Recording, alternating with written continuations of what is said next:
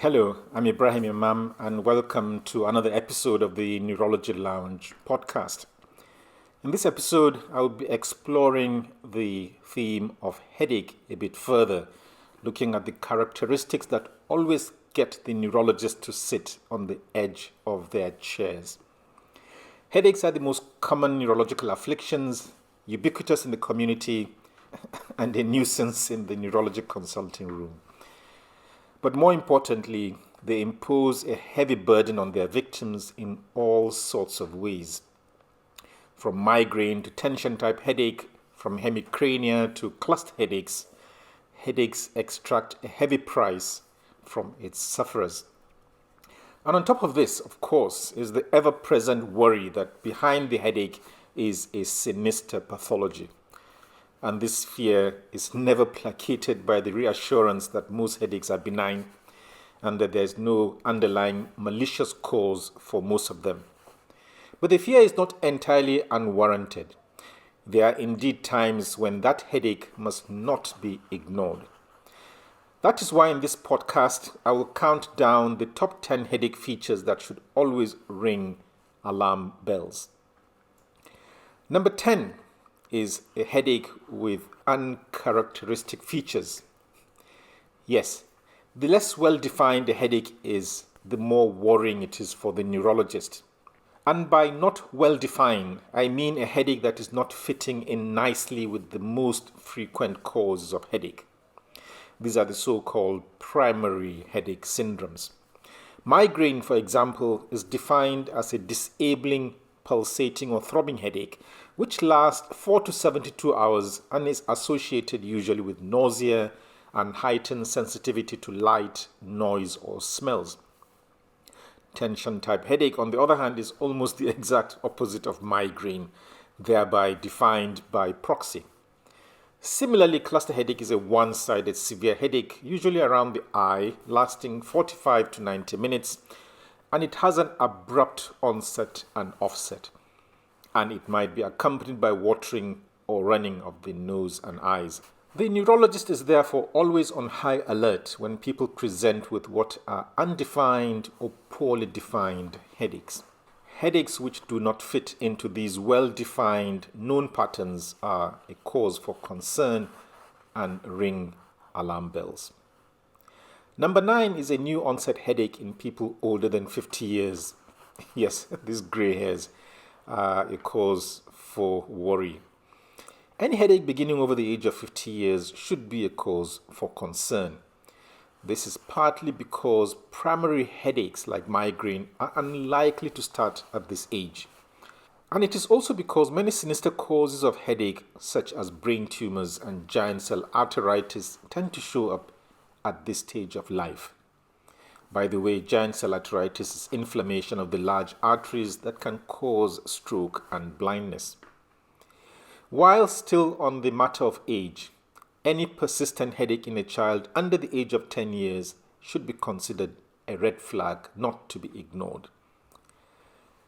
Number 8 is a headache associated with systemic diseases. Any headache that is associated with a disease elsewhere in the body is one that should not be ignored. This is because it may be what is called a secondary headache. That is a headache with an underlying structural cause or other abnormalities. And these causes include cancer spread or metastasis and infection to the brain coming from other body organs. Alarm bells should be ringing in such situations. Number 7 is a new onset headache in pregnancy or after delivery. A headache starting in pregnancy is always a call to arms for the neurologist, even if the pregnant woman has a history of primary headaches before pregnancy. And the worry for the neurologist is the list of sinister causes of headaches that have a predilection for pregnancy. And on top of this list is a clot in the veins called cerebral vein thrombosis. In short, neurologists do not see that bump. All they see is an alarm bell ringing loudly. Number 6 is a change in the pattern of pre-existing headaches. People with chronic headaches are liable to overlook changes to their headaches, but the neurologist does not.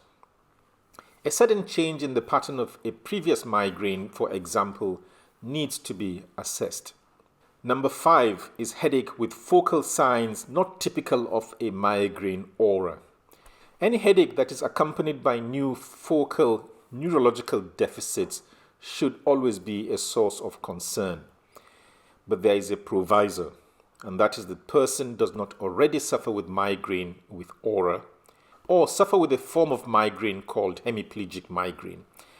This is a migraine that presents with one-sided symptoms that would otherwise ring alarm bells for stroke. Outside of these, any headache with weakness, sensory disturbances, visual or speech impairment must not be ignored. These are all very loud alarm bells. Number 4 is a headache associated with intermittent blurred vision. A rare cause of intermittent blurred vision is called visual obscurations, and that is caused by an increase in the pressure within the skull. Visual obscurations result from the back pressure that leads to congestion in the visual pathways, and this can be seen with an ophthalmoscope as papilledema or swelling of a part of the retina called the disc. By definition, visual obscurations, papilledema, and raised intracranial pressure are indicators of sinister problems. They are piercing alarm bells for lesions that occupy space in the skull, and they can also indicate a disorder that obstructs the drainage of blood or cerebrospinal fluid from inside the skull. Disorders such as brain tumors and idiopathic intracranial hypertension.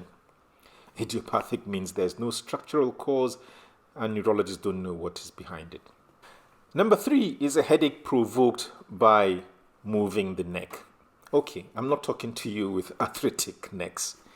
A headache that is worse by neck movements otherwise is a red flag. This is because it indicates irritation of the meninges or the covering of the nervous system. And the main culprit in this regard is meningitis, a disorder whose seriousness needs no further elaboration. Having said this, meningitis is unlikely to present with just this symptom. So please don't panic. It is more likely that your arthritic neck is playing up. Number 2 is headache triggered by coughing or sneezing.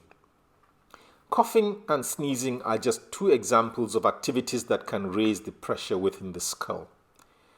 Yet, they only do this if the pressure is already raised in the first place.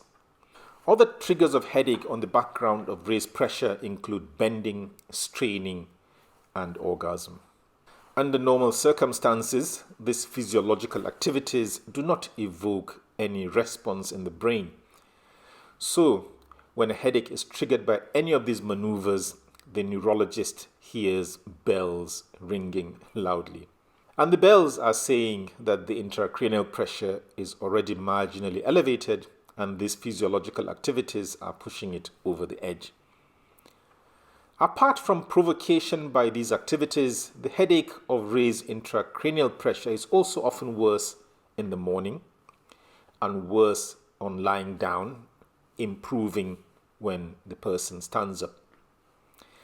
And we finally come to number 1, which is a thunderclap onset of headache.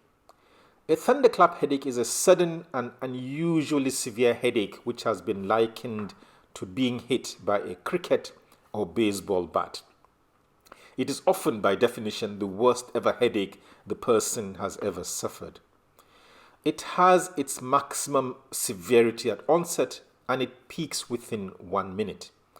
It may also be accompanied by nausea and vomiting.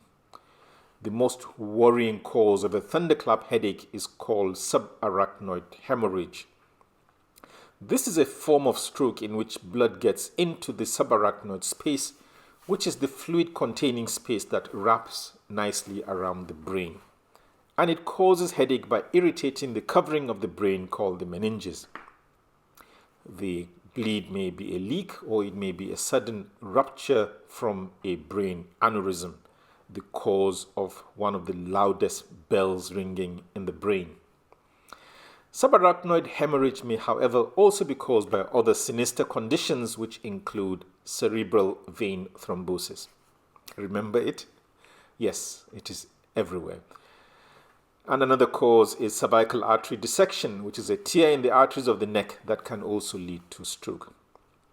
Along with a host of other equally worrying causes of thunderclap headache, you should know that the vast majority turn out to be false alarms. But this may not be a call for you to make. Do have that thunderclap headache checked out. If you found this podcast enlightening, do leave a comment or at least click the like button. And if you want to read a bit more about your nervous system and how you can protect it, why not check out my book titled Surfing the Brain? And if you want to dig into the nitty-gritty of the academic dimensions of the themes I've explored here, then you may want to check out my website called Neurochecklist. And to make sure you do not miss the next episode of this podcast, please subscribe to the YouTube, Apple, or Spotify channels of the podcast. Thank you very much for your time.